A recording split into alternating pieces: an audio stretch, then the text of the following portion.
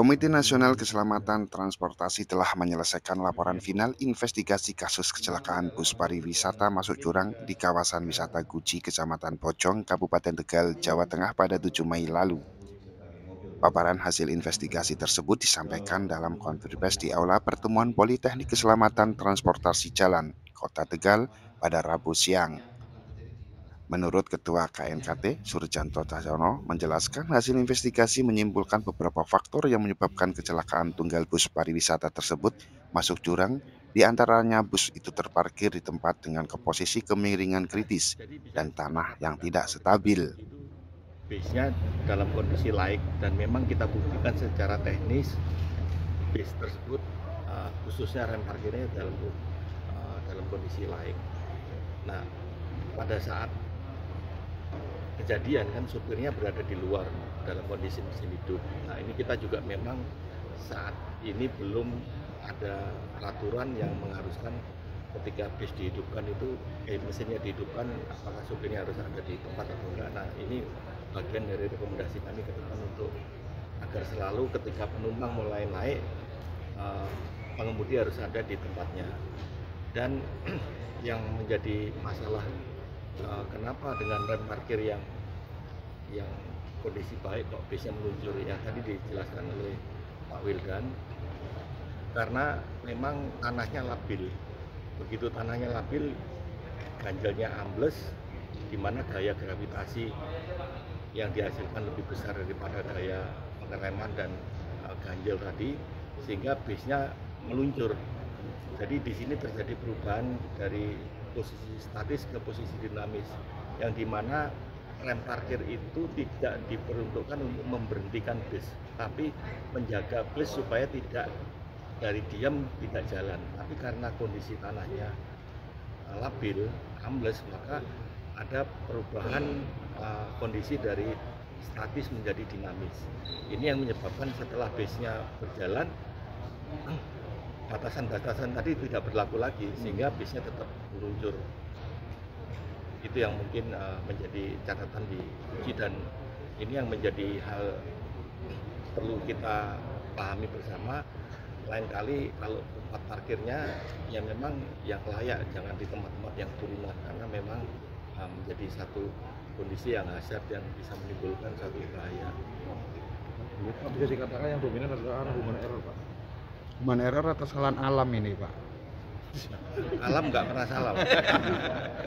Jadi kalau alamnya seperti itu, bagaimana kita manusia sudah diberi akal sama Yang Maha Kuasa untuk bagaimana kita beradaptasi dengan kondisi tersebut.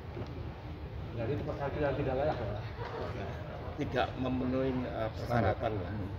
Pak, kalau yang supir meninggal pada saat dari mesin hidup itu kan bisa dikatakan human error apa enggak, Pak? Itu salah satu kontribusi penyebab kesalahan juga, Pak.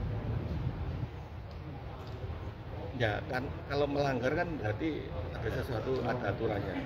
Nah, saat ini kita belum ada yang mengatur untuk itu. Jadi sopir kan lagi berkoordinasi dengan panitianya, terus internetnya juga bantu masukin barang. Praktisnya di mana-mana. Sementara, menurut senior investigator KNKT, Ahmad Wildan, mengatakan dari hasil pemeriksaan KNKT diketahui bahwa rem tangan atau rem parkir bus dalam kondisi aktif dan mengunci. Hal ini dikuatkan dengan ban bagian belakang yang mengunci saat bangkai bus dievakuasi. KNKT juga menegaskan adanya isu viral di media sosial ulah anak kecil yang melepas atau menonaktifkan tuas handrem. Tentunya narasi itu tidak bisa dipertanggungjawabkan karena dibuat berdasarkan asumsi belaka. Hubungan ini mengatur ya terkait tempat istirahat pengemudi dan sebagainya, dan memberikan edukasi kepada para pengemudi bus dan truk terkait sistem rem ini. Kemudian kita juga memberikan rekomendasi ke Korlantas Polri agar mengenai sistem rem dan cara parkir, cara terkait inspeksi ini menjadi bagian daripada pengambilan SIM B1 dan B2, sehingga semua pengemudi bus dan truk dipastikan memahami hal ini. Kemudian rekomendasi berikutnya kita sampaikan ke Kementerian Pariwisata, Ekonomi Kreatif, agar Kementerian Pariwisata ini selain mengembangkan destinasi wisata yang menarik, juga mengembangkan destinasi wisata yang berkeselamatan. hal-hal yang harus jadi perhatian mereka, diantaranya kendaraan wisata di sana, termasuk tempat parkir, tempat istirahat pengemudi, dan sebagainya. Ini harus menjadi perhatian mereka terhadap pengembangan destinasi wisata di Indonesia. Dan rekomendasi terakhir adalah kepada para operator, Organda, Aprindo, Kamselindo, agar mereka lebih meningkatkan kemampuan atau kompetensi para pengemudinya untuk lebih memahami tentang sistem rem kendaraan bermotor dan teknologi. Dalam kesempatan tersebut, KNKT memberikan rekomendasi agar kecelakaan dengan penyebab yang sama dapat terhindar di kemudian hari, yang ditujukan kepada Kementerian Perhubungan RI, kepada Kementerian Pariwisata dan Ekonomi Kreatif, 3 rekomendasi kepada Korps Lalu Lintas Kepolisian Republik Indonesia, dan 1 rekomendasi kepada Organda, Aprindo, dan Kamselindo. Tim Kabar Beritaku mengabarkan.